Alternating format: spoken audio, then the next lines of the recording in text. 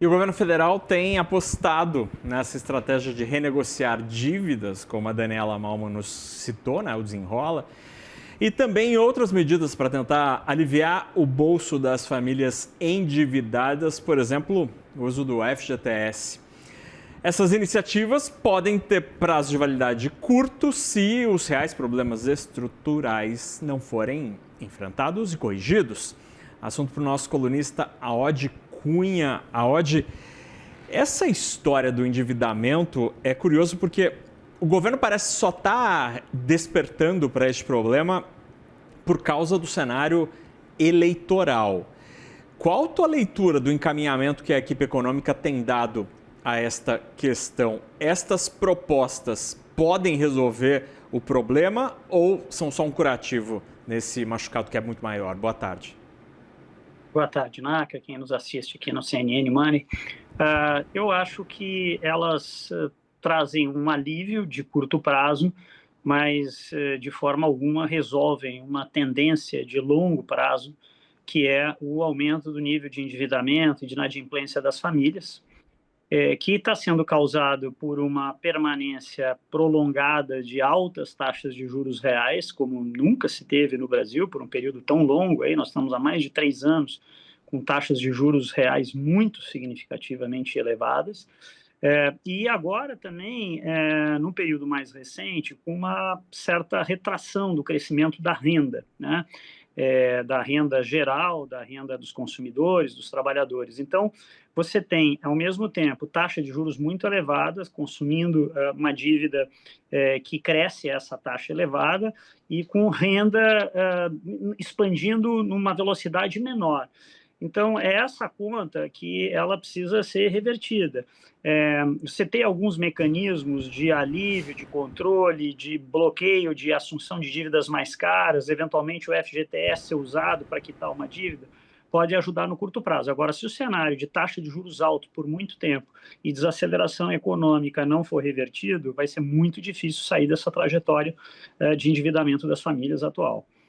E Aode, assim, me parece muito claro que no curtíssimo prazo a gente não vai ter uma melhora de fato nesse ambiente, né, com essas características que você mencionou, já que não há espaço neste momento para um corte mais profundo do juro, ainda que ele possa estar numa flexibilização aí, lenta, gradual, que estamos vivendo. Olhando do outro lado do balcão, olhando pelo lado das famílias, de quem tomou esse crédito e que, infelizmente, neste momento está numa situação difícil. Uma iniciativa como o Desenrola, que é a repactuação das dívidas acumuladas, será que não pode gerar no consumidor, nas famílias, no devedor, um comportamento meio parecido com aquele empresário que olhava para o refis e acabava não pagando imposto por acreditar que lá na frente eu vou ter a possibilidade de repactuar mais uma vez? É possível, Naka. Assim, a gente não tem a sequência desses programas do Desenrola na mesma sequência que nós já tivemos de refis, né?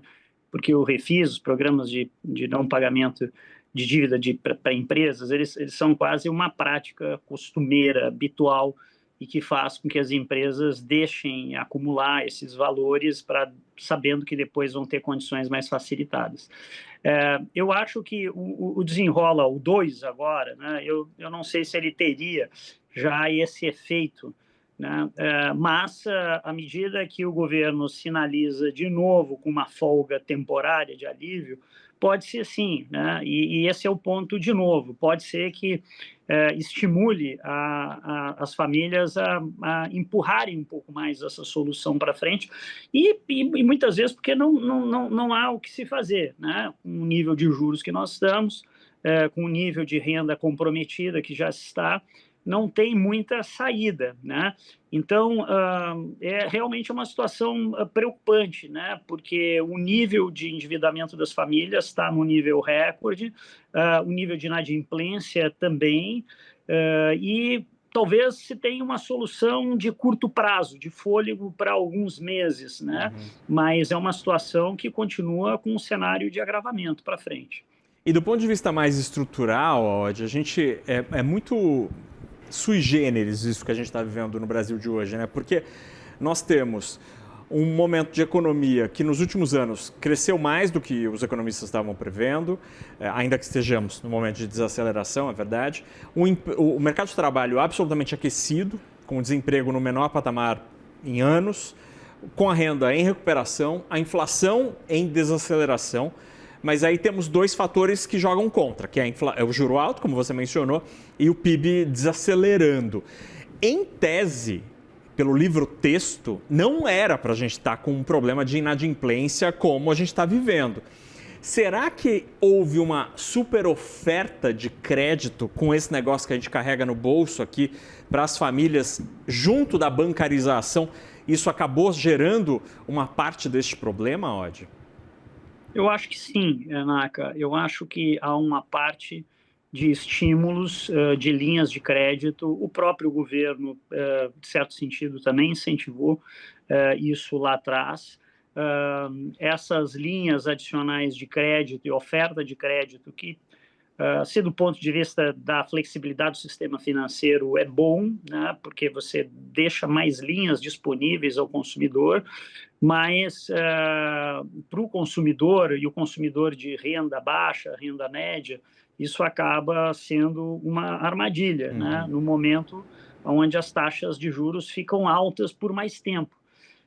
Então, como você falou, a economia cresceu bem nesses últimos 3 anos, 4 anos.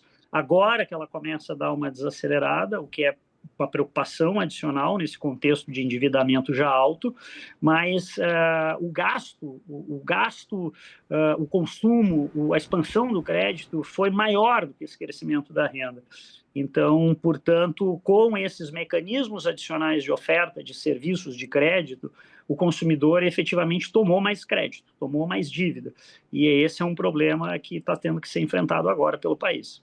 E, Oded, só para voltar ao primeiro ponto da tua análise de hoje, sobre a situação fiscal, a discussão que se tem hoje, tanto neste governo, que continua até dezembro, e nas campanhas eleitorais que começam a se colocar hoje em evidência, né, com as pré-candidaturas, te parece termos sinais de que este problema, este assunto, será discutido na campanha eleitoral?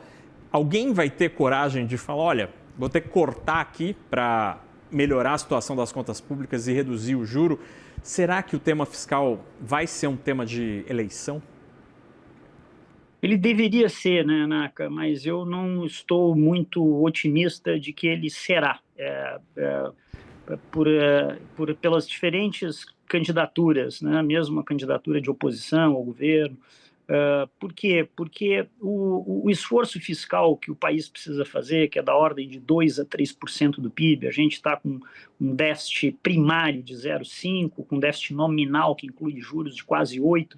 Esse déficit primário precisa sair de menos 0,5% para alguma coisa entre 2% a 3% de superávit de PIB, é muita coisa, uns 3%, que não parece mais ser possível trazer de aumento de arrecadação de impostos, porque a arrecadação já subiu e está no nível de 33%, 34% do PIB, que é muito alto para um padrão brasileiro. Então, ela vai ter que sair de algum esforço de gasto. O gasto vai precisar parar de crescer em áreas que são sensíveis do ponto de vista da discussão pública, social, né? Como, por exemplo, o reajuste do salário mínimo, o reajuste que vem sendo feito acima da inflação e que compromete uma série de gastos da área social. Eu não vejo, infelizmente, uma disposição para as candidaturas discutirem isso na campanha eleitoral, ainda que vão ter que enfrentar no próximo ano. Mas a dificuldade é de enfrentar no próximo ano, seja lá quem ganhe, sem ter feito essa discussão antes, né? Porque aí vai se tornar mais difícil ainda do ponto de vista político, com o Congresso ter que executar essas medidas.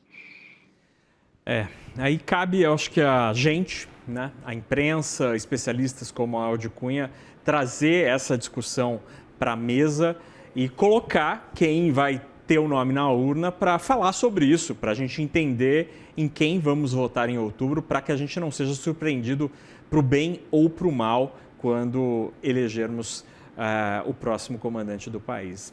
A Oded Cunha, colunista do CNN Money, obrigado pela conversa, meu caro. Um ótimo fim de semana. Obrigado para você também, para quem nos assiste, Kanaka. Tchau, tchau. Um abraço.